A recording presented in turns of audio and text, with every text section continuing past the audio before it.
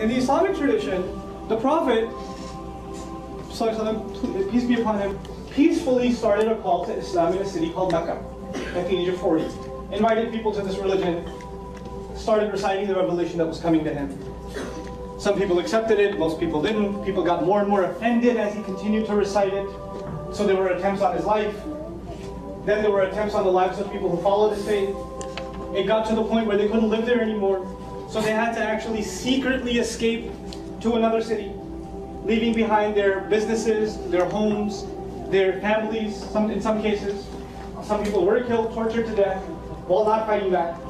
They make it to another city where they were welcomed. Most people did accept the faith there. A sort of conglomerate government was formed with the cooperation of Christian and Jewish communities. The Medinan society was formed. And then they started preparing for battle with the city they ran away from. Now, from a political science perspective, they have every right to fight the city that expelled them because what's there? Their homes. They were kicked out of their home for no reason. They were the ones aggressed against for no crime that they committed of their own except for believing. Nobody should be oppressed for what they believe, no matter what it is. Now, this is a universal thing. It's not just an Islam thing. So they're in every right. If the United Nations was back then, they would be okay with it.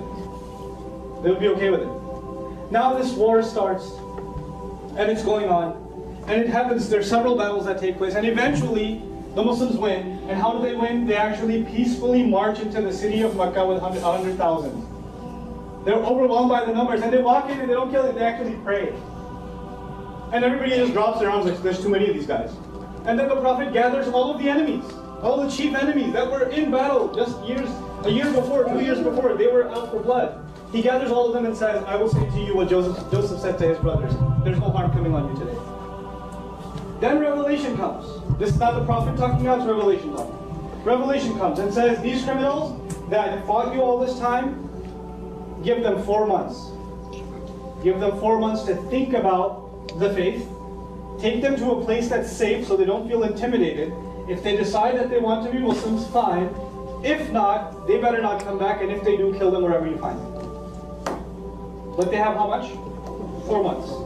4 months. And in those 4 months, if you want to leave, go ahead, pack your bags and get out of here. If you want to accept Islam, if you come to that decision yourself, you know what? You're an equal citizen. And if not, you don't take prisoners. We're not taking prisoners. But until those 4 months, you are free to do what you want. This is the specific context of that declaration. It is not a universal Muslim foreign policy.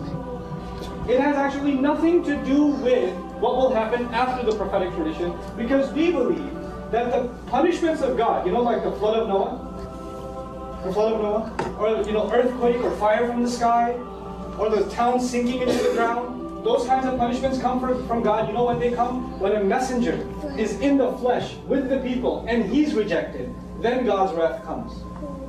When a messenger is not there, those kinds of unique punishments don't come on the people, where they're annihilated. Then a guy came up to the Prophet and said, I don't know where you've been. I was in my house when you were preaching. I never came outside. I never even knew who you were until you just took over Mecca. What about me? So anyway, he says, what about me? I didn't do anything. I didn't fight you guys. And Allah says, what about them? The specific verse came about the exceptional case. Listen, I was talking about battle, warring combatants, and I gave them those 4 months. If one of the other comes, what do? وَإِنْ أَحَدٌ مِّنَ الْمُشْرِكِينَ اسْتَجَارَكَ فَأَجِرْهُ حَتَّى يَسْمَعَ كَلَامَ اللَّهِ ثُمَّ أَبْلِغْهُ مَأْمَنَهُ ذَلِكَ بِأَنَّهُمْ قَوْمٌ لَا يَعْلَمُونَ. If one of the idol worshippers comes to you saying, listen, I have no idea, I don't know what this stuff is, then فَأَجِرْهُ, leave him be and keep him safe. Ajirhu means 2 things: leave him be and keep him safe.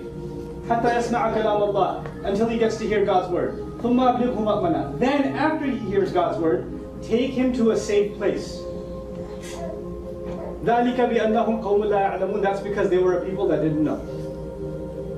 That's because they're people that didn't know. People that didn't know, you are responsible to protect them. Let them know what this is, because they didn't know. But you're also responsible to protect them.